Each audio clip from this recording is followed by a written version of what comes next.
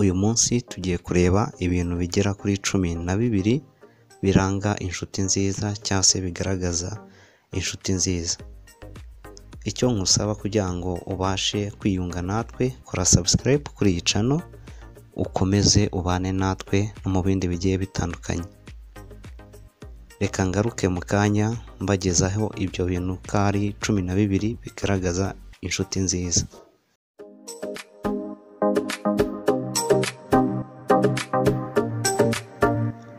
Icya mbere kigaragaza inshuti nziza, ikugira inama nziza. Ni ukuvuga inshuti nyayo ni ikoshya, ahubwo kugira ngo ikoshye ikugira inama mbega y'icyo ukwiye gukora kandi kizima, nacyo yumva yuko cyayigirira akamaro. Icya kabiri, iraguhana. Ni ukuvuga ngo inshuti nziza ntabwo yifuza kukubona ubabaye cyangwa se uri mu bintu mbega bikugwisha mu makosa agiye atandukanye, ahubwo yo iragucyaha, mbega iraguhana muri ibyo bibi uba wumva waba ubirimo cyangwa se waba ushaka kubyiganishamo. Mu by'ukuri iragucyaha. Cyo cya kabiri kigaragaza inshuti nziza. Icya gatatu, iraguhumuriza. Burya inshuti nziza ntabwo yifuza kukubona ubabaye, ntiyifuza kukubona urira, ahubwo yifuza ko wagira ibyishimo, byaba ari ibyo mu mutima ndetse n'iby'inyuma bigaragara.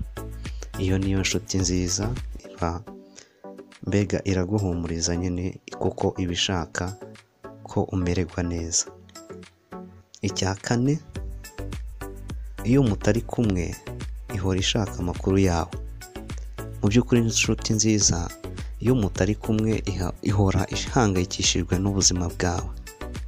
Niyo mpamvu iba ishaka amakuru, mbega ishaka kumenya ese umeze ute, umerewe ute, mbega iyo aba ari inshuti nziza. Icya gatanu, ikuba hafi. Ni ukuvuga ngo ibyo wakora byose iba ibiri muri kumwe, ntijya igusiga. Mbega ibyo waba uri mu mafuti cyangwa se ibindi byaba ari mu byiza no mu bibi, ibikuri hafi. Ibyo ukora byose iba ibiri aho mbega. Icya gatandatu, ubuzima bwawe burayihangayikisha.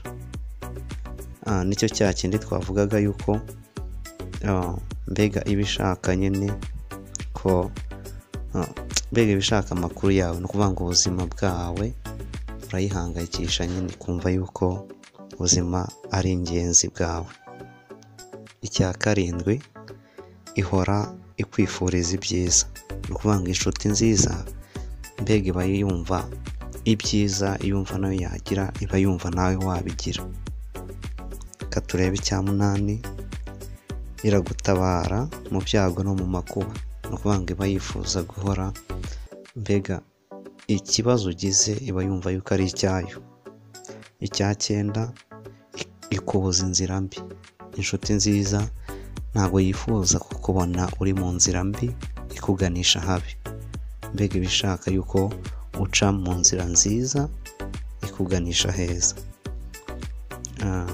Icya cumi, ntitinya kukubwiza ukuri kabone n'ubwo kwakubabaza. Mbega ntijya yihishira, ikibona kiri ukuri irakikubwira, kandi mbega nyine ikagucyaha. Cya 11, uyibitsa ibanga ntirimene. Inshuti nyayo ntishobora kumena ibanga ryawe. Mbega uko uyiribwiye irarimira no mu nda ngo dumburi, ntabwo ishobora kurimena rwose. Icya 12 hari nacyo cya nyuma, ihora igusabira ibyiza. Mbega iba yumva nyine ibyiza byose byaba kuri wowe. Ndagusaba ko wakiyunga natwe, ukora subscribe, cyangwa se wakiyunga nanjye ukora subscribe, ukajya ubona ibindi bigiye bitandukanye. Mbega uzajya ubona hano ari inkuru ngufi ndetse n'ibindi nk'ibi ngibi ndetse n'ibindi bigiye bitandukanye. Icyo musaba ni ugukora subscribe tugakomeza tukabana mu bintu bigiye bitandukanye. Imana iguhe umugisha watugeranye muri uyu munota.